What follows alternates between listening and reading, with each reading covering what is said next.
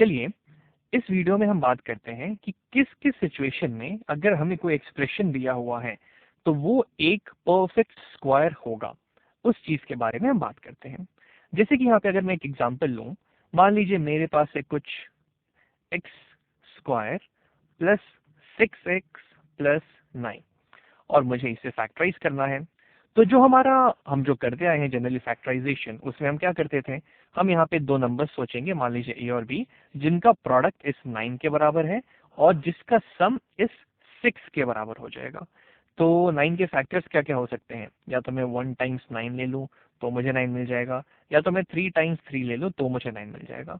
लेकिन 1 टाइम्स 9 अगर मैं 1 और 9 को ऐड करूँ तो फिर मुझे 6 कभी नहीं मिल सकता है। 3 और 3 को अगर मैं ऐड करूं तो मुझे 6 मिल जाएगा। हाँ, तो हमारे फैक्टर्स क्या क्या हो गए यहाँ पे, मैं 3 को यहाँ पे 3 से मल्टीप्लाई करूंगा तो मुझे 9 मिल जाएगा, और अगर मैं 3 को 3 में ऐड करूंगा तो मुझे 6 मिल जाएगा। इसको और थोड़ा सा एक बार और आगे फैक्टराइज करते हैं, तो इसको हम स्प्लिट कर देंगे अब। तो हमारे पास यहाँ आ जाएगा x square plus 3 times x plus 3 times x plus of 9। इसमें से हम x को कॉमन निकाल सकते हैं पहले दो टर्म में से, तो x निकाल लेंगे, अंदर बच जाएगा x प्लस 3। इन दोनों टर्म में 3 मुझे कॉमन फैक्टर दिख रहा है तो मैं 3 को बाहर कर लेता हूँ, अंदर आ जाएगा x प्लस 3। अब यहाँ पे भी है x प्लस 3, यहाँ पे भी x प्लस 3, तो इसको चलिए हम लोग बाहर कर लेते हैं। तो हमारे पास आ गया x plus 3 times times x plus 3। लेकिन ये एक्चुअली में क्या है, ये तो x प्लस 3 का होल स्क्वायर ही है, x प्लस 3 का होल स्क्वायर। यानी कि ये जो यहाँ पे एक्सप्रेशन दिया था, इसको हम फैक्टराइज करके x प्लस 3 का होल स्क्वायर लिख सकते हैं। लेकिन ऐसा क्यों हुआ, क्या मैं इसको देख के ही बता सकता हूँ कि ये परफेक्ट स्क्वायर होगा, आखिर वो पैटर्न क्या है? तो उसके लिए चलिए हम उल्टा जाने की कोशिश करते हैं यहाँ पे।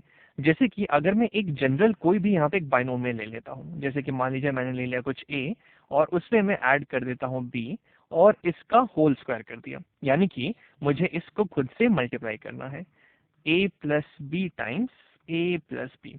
तो देखते हैं कि अब जो हमें यहाँ पे एक्सप्रेशन मिलेगा उसमें और इस दिए हुए एक्सप्रेशन में आखिर क्या रिलेशन है। तो इसको मैं मल्टीप्लाई करूंगा, तो मैं इस a को उठाता हूँ और इस पूरे a प्लस बी से मल्टीप्लाई कर देता हूँ, फिर मैं इस b को उठाता हूँ और इस a प्लस बी से मल्टीप्लाई कर देता हूँ। तो हमें यहाँ पे मिल जाएगा a टाइम्स a यानी कि a square, a times b यानी कि ab, b टाइम्स a यानी कि ba या फिर ab आप कह लीजिए, और प्लस b टाइम्स b यानी कि b स्क्वायर।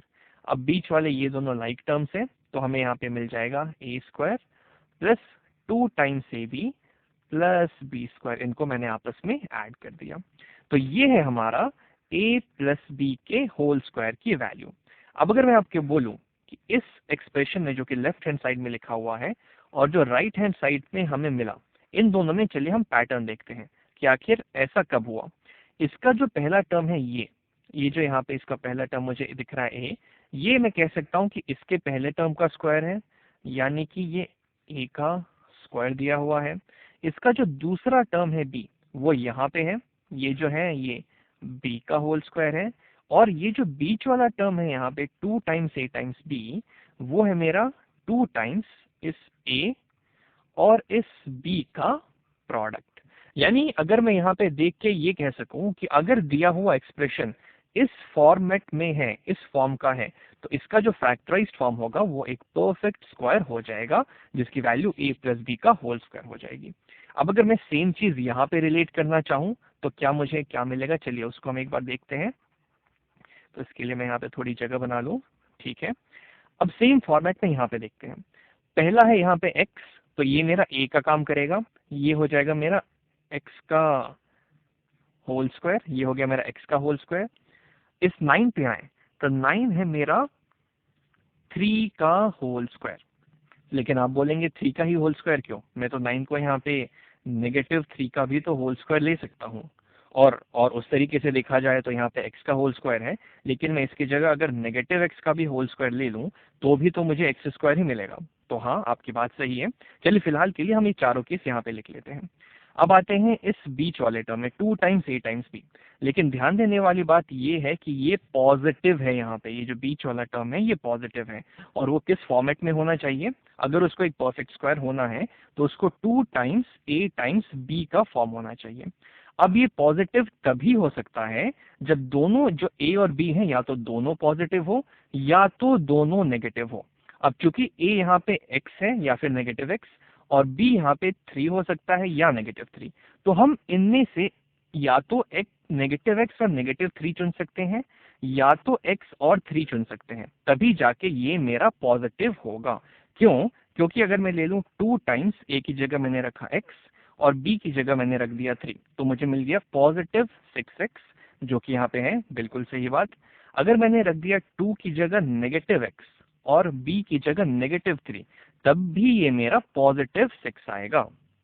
यानी कि मैं इसको या तो ऐसे लिख सकता हूँ x प्लस 3 का होल स्क्वायर, ये x प्लस 3, क्योंकि यहाँ पे सेम फॉर्म है, हमने इसको a प्लस बी के होल स्क्वायर में लिख दिया, तो हमने यहाँ पे लिख दिया x प्लस 3 का होल स्क्वायर। या फिर अगर मैं इस वाले कंडीशन की बात करूं तो मैं इसको लिख सकता हूँ negative x plus of negative 3 इसका होल स्क्वायर। लेकिन एक बात आप बताइए, क्या ये एक्सप्रेशन यहाँ पे जो दिया हुआ है हमें, ये एक्सप्रेशन और ये एक्सप्रेशन, क्या ये दोनों अलग अलग हैं? ये क्या लिखा हुआ है? नेगेटिव एक्स प्लस ऑफ -3 यानी कि -3 इसका होल स्क्वायर। आप माइनस को बाहर कर लीजिए तो हमें यहाँ पे मिल जाएगा नेगेटिव ऑफ एक्स प्लस 3, ये मैंने माइनस को बाहर कर लिया और इस पूरे का होल स्क्वायर है। तो ये है मेरा -1 टाइम्स एक्स प्लस 3 का होल स्क्वायर, यानी कि -1 का whole square times x plus 3 का होल स्क्वायर। अब -1 का होल स्क्वायर क्या होता है? -1 टाइम्स -1 यानी कि +1, तो ये तो 1 हो गया और यहाँ पे बच गया सिर्फ हमारे पास x प्लस 3 का होल स्क्वायर, जो कि इसी के बराबर है। अब शायद हो सकता है आपको ये प्रोसेस बहुत ज़्यादा कॉम्प्लिकेटेड, एकदम बहुत ज़्यादा डिफिकल्ट लग रहा होगा, लेकिन ऐसी कोई बात नहीं है। यहाँ हमने कुछ ज़्यादा ही सोच लिया। जनरली हमें इतना नहीं सोचना पड़ता है। जैसे कि हम एक एग्जांपल यहाँ पे लेते हैं तो ये फंडा और आसानी से क्लियर हो जाएगा।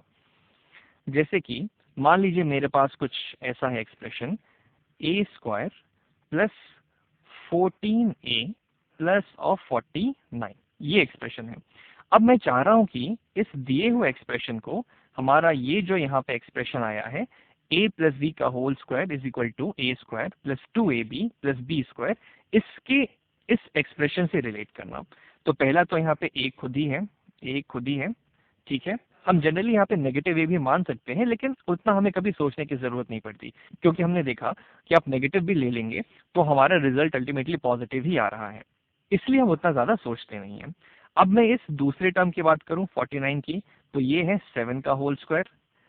चलिए हम दूसरा केस भी मान ही लेते हैं। मान लीजिए यार ये हो जाएगा या तो -a का होल स्क्वायर या तो ये हो जाएगा -7 का होल स्क्वायर, ठीक है। अब आते हैं इस बीच वाले टर्म में। तो बीच वाला टर्म, अगर इसको एक परफेक्ट स्क्वायर होना है तो बीच वाले टर्म को 2ab होना चाहिए, यानी कि 2 टाइम्स। अब ये पॉजिटिव है तो या तो मैं इन दोनों को साथ में ले सकता हूँ क्योंकि मुझे पॉजिटिव रखना है, या तो मैं इन दोनों को साथ में ले सकता हूँ क्योंकि पॉजिटिव टाइम्स पॉजिटिव ही पॉजिटिव होगा, या नेगेटिव टाइम्स नेगेटिव ही पॉजिटिव होगा। तो a टाइम्स, ये a मैंने यहाँ से उठाया और ये 7 मैंने यहाँ से उठाया, तो 2 टाइम्स a टाइम्स 7 मेरा हो जाता है 2 टाइम्स 7 यानी कि 14 टाइम्स a, जो कि ये दिया हुआ है। यानी कि ये एकदम इसी फॉर्मेट में है, a square plus 2ab plus B square वाले फॉर्मेट में। यानी कि ये एक परफेक्ट स्क्वायर होगा a प्लस बी का। a है यहाँ पे a खुद, b की जगह यहाँ पे है 7 प्लस 7 और इसका हमने यहाँ पे होल स्क्वायर कर दिया, तो ये इसका फैक्टराइज फॉर्म हो जाएगा। और आप चाहें तो इसको मल्टीप्लाई करके भी दे सकते हैं, आपको वापस से यही रिजल्ट मिलेगा। और जहां तक रही इस वाले की बात, तो इसको मैं लिख सकता हूँ -a प्लस ऑफ -7 इसका होल स्क्वायर। और यहाँ हमने देखा था कि वो तो खुद पॉजिटिव ही है, यानी कि ये भी a प्लस 7 के होल स्क्वायर के ही बराबर हो जाएगा।